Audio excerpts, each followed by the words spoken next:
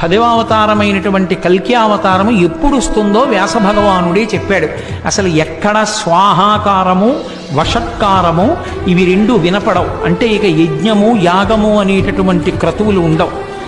గోవులు విశేషంగా వధింపబడి గోమాంసం తినడం లోకంలో ప్రారంభమైపోతుంది. వివాహ వ్యవస్థ నిలబడదు. తల్లిదండ్రుల్ని చూసే బిడ్డలు ఉండరు. భర్తని గౌరవించే భార్య, భార్యని చూసే భర్త లోకంలో ఉండరు. పురుషుల యొక్క ఆయుర్దాయం 18 సంవత్సరములకే పూర్తయిపోతుంది.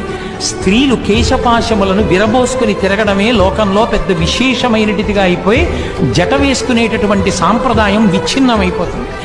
అయిపోయిన తరువాత లోకంలో పురుషులు 18 సంవత్సరాలకే మరణించడం ప్రారంభమైపోయి ఆయుర్దాయాలు క్షీణించిపోయిన తరువాత ఆ సమయంలో శంబళ అనేటటువంటి గ్రామంలో విష్ణుయశుడు అనబడేటటువంటి బ్రాహ్మణుని కడుపున కల్కి అన్న పేరుతో శ్రీ మహావిష్ణువు 10వ అవతారం